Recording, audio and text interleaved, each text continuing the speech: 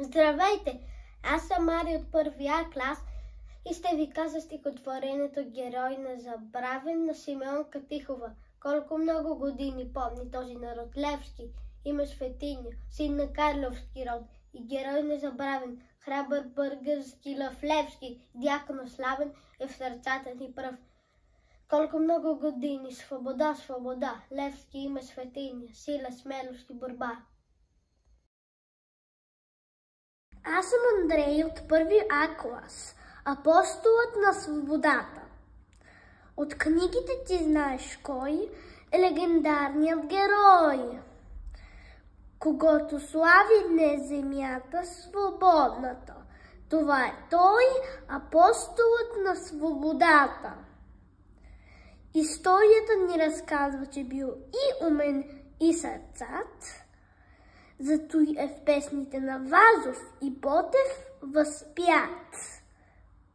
Велик като България любим. Зато и му паметта красим Венци и Лъчезария.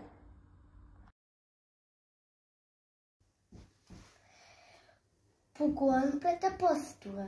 Знаеш ли езика на гората, мое маничко дете? Ами тези знаци по гората, знаеш ли шерифате?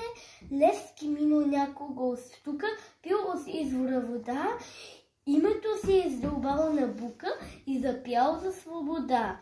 Екнали да лови и да прави, Левски иска всички да направи, войни като песента. Аз се казвам Милана Пълдова от първия клас. Аз ще изпея песента "Песен за апостола".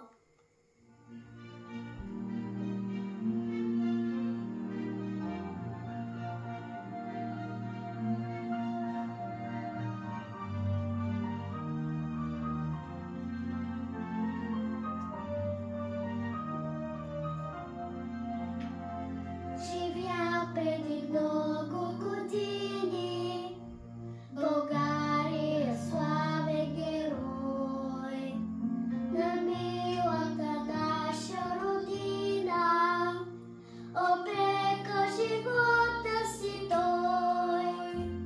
Нарекли го Левски, защото по-левски бил силен и смел.